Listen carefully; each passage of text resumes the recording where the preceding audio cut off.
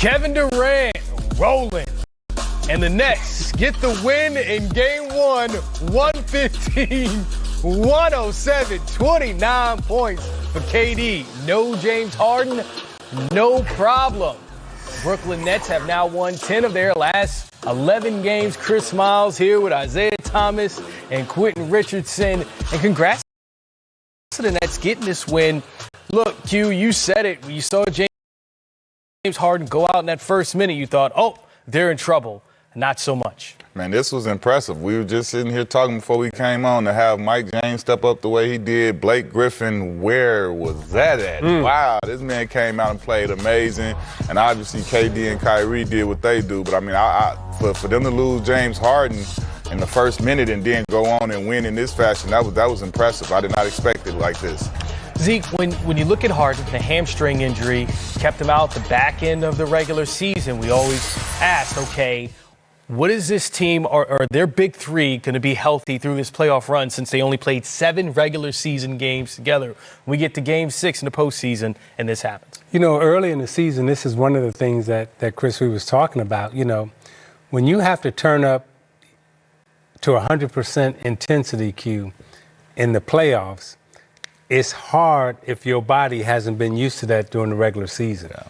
And, you know, with so much intensity and adrenaline flowing in your body, you know, Harden, you know, pulling that hamstring that first play, you know, it's kind of difficult, but hopefully he can bounce back.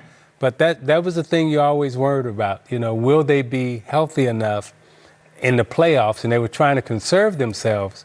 But at the same time, once the playoffs start, you have to play so hard and play with so much intensity that it's difficult for your body to absorb all that intensity and adrenaline if you haven't been practicing and playing with it. Well, Blake Griffin certainly has whatever gas he needed to leave in that tank in Detroit, Zeke. He has it now. 18 points, 14 rebounds. His first double-double in a Nets uniform. Q, we talked about it before the game. We said, okay, Jeff Green out. Who's going to step up? They need another guy. James Harden out. Yeah. Blake Griffin was like, put me in, I'm ready. Hey, Q, they looking for Blake on 8 Mile in Illinois right Listen, that's why I'm about to tell Chris. He said he had gas left in the tank. Detroit, they said, wait a minute. Blake ain't got no gas, man. He on one of them new Tesla. He got the electric car. He plugged that thing in. He ready to go. I'm talking about this was impressive, man. Look at this, diving on the floor, fighting, putting his face on him. Like he getting elbowed there, and he's into it. Then he's 4 from 9 from the 3, 7 for 13 overall. This was a huge game for Blake. There you go. He hadn't had any of those in Detroit, huh? They on them boys on 8 Mile want to know where the Hawks was at, Blake. Where the Hawks was at, baby? Well, going into that fourth quarter, Blake Griffin hit as many threes as the Milwaukee Bucks. They both had 4. Speaking of which, our Jared Greenberg caught up with Blake following the win. Blake, most rebounds in a playoff game for you with 14 since 2015, 18 points. You had almost as many threes as the entire Bucks team. What was this saying? What were you saying back in March about people talking about how bad you were coming into this Nets team?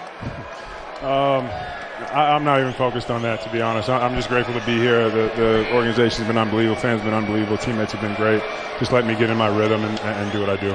Take us into the huddle. 43 seconds into the game, James Harden goes down with a hamstring injury and leaves. What do you guys tell each other?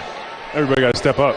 You know, we unfortunately played like that for most of the season, at least since I've been here. So, you know, guys came in, Bruce Brown checked right in, did a great job. Landry, Mike James, we got guys that, you know, will step up and take that call. And, of course, you know, Kevin and Kyrie do what they do. Obviously, we are unclear on James's status for Monday night, but you guys have played so many games without a full roster this season in your limited time here. In a weird way, does that prepare you for moments like Monday? Yeah, in a way it prepares you. Obviously, you never want to lose a guy like James. But like you said, we've been in this situation, unfortunately. So, you know, I trust these guys. I trust everybody. We've had guys step up and make big plays and fill their roles all season long, at least since I've been here. So we got to be even better next game. And you're a tough guy tonight, too. That was good. I try sometimes. Well, Steve Nash and company have heard jokes about their defense all season. Well, they held the Bucks to their lowest 3-point total of the year, just 6 made threes by Milwaukee.